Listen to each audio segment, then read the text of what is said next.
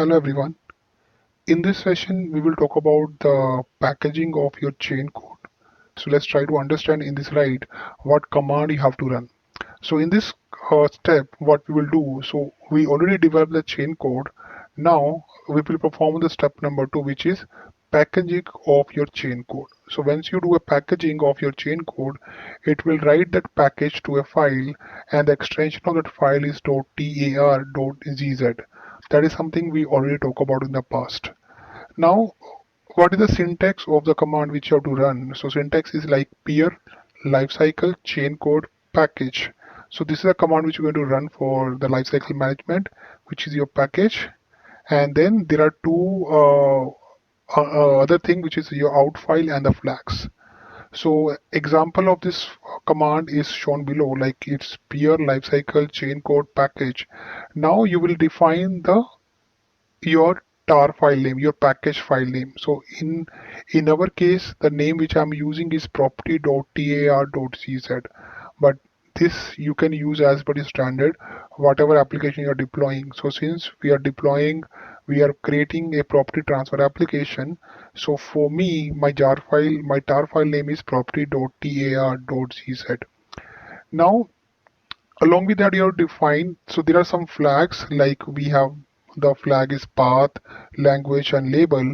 So the one variable which is the flag, which is known as path, here you will define from where you have to take this chain code. So your chain code, so since you will run this command from your test network folder, so based upon that I have mentioned this path, like chain code slash property slash property app slash go. So this is going to take the code from here, from this folder. And then what is the language of your chain code? It is my Go language. I'm using a Go language for this one. And then label. If you all remember, we have talked about the label of the package.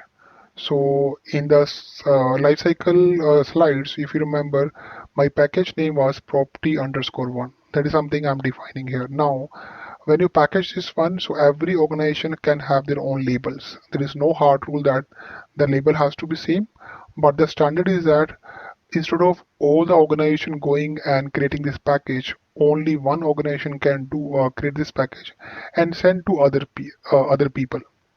So instead of each and everyone going and creating their own packages. Okay, so now the next step which we'll do, we'll run this command and we'll show you that how you can create a package of this one. Okay, now let's see how to do the packaging of chain code. So we just learned the command which you have to use for that packaging. Now we'll show you that actually how to run that command and how it will work. So you already seen that in a lifecycle for chain code, there are different commands. And the very first command is packaging of your chain code. And we have this guide again, which will talk about what step you have to follow to package your chain code. So if you remember, in the prerequisite section, we have set some environment variable.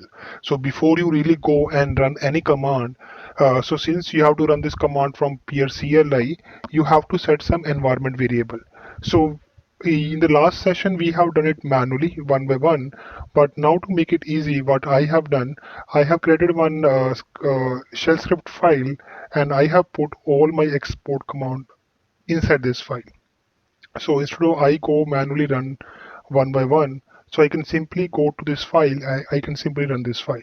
I can show you that file how it look like. Let me go to my test network.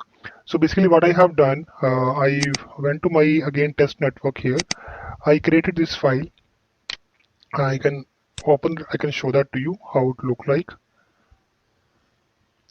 So again, you can see whatever variables we have set up in the last session, that is same I have mentioned it here. So right now I have set the variable for only one organization, but you can do for both organization, because I'm going to use the organization one only to do the packaging of my chain code.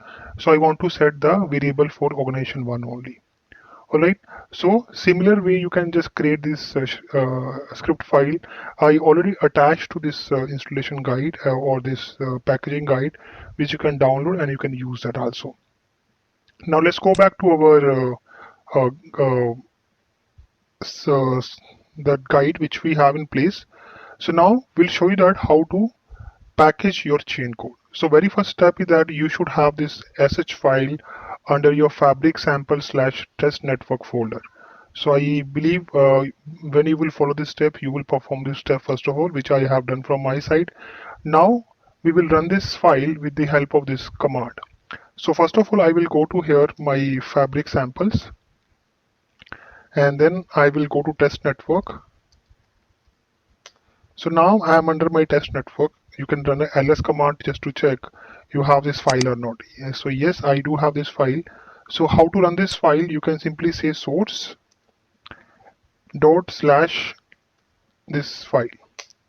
So what it will do, it will simply set all your variables. So if you want to check, you can check your path variable. You can do a echo for your path variable, and you should see that your fabric sample code appended here. You can see this bin folder.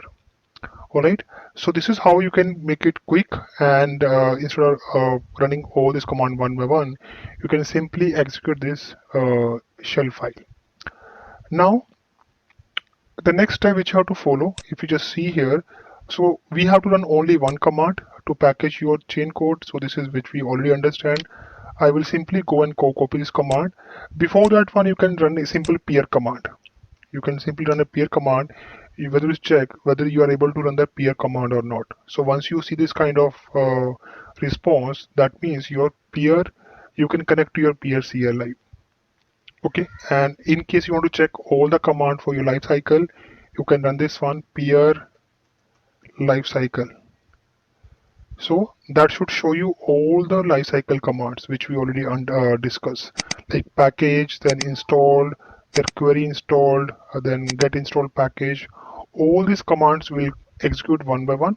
So we are starting with very first command, which is your package command. So all this command you can see by running this command only, which is peer space lifecycle. Let me clear this out. So now I will simply run this file, this command, which we already understand, which is again peer space lifecycle space chain code package. Now this is my tar file name, my package file name. So again, you can change as per your requirement. Now I will mention the path of my chain code. It is lying under this chain code folder. I will go back to fabric sample, then I will come to chain code folder, then property -app, then /go folder. And my language is Golang, and my label for this package is property_1. I will simply enter this one, and that should create a package for me in the background. So let's wait for it.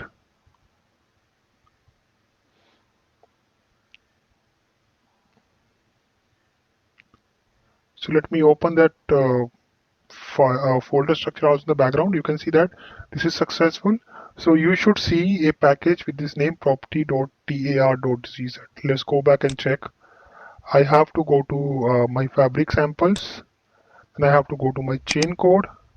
I have to go to my property app, and then go folder. So sorry, I have to go to my test network. Sorry, I missed that folder location. So it should be here under my test network. So you can see that I have this property.tar.gz file. So now my step number 1 in lifecycle is completed, where I have done the packaging of my chain code with the help of one lifecycle command, which is package command. So ideally, we recommend this package has to be sent to all, each and everyone, instead of each and everyone creating their own packages. So this step you can also follow from your side, and you can create a package based upon your chain code. Again, this package name you can vary, or you can change as per your naming standard or as per your chain code functionality which you're building. So since we're building the property transfer application, so we have kept it property.tar.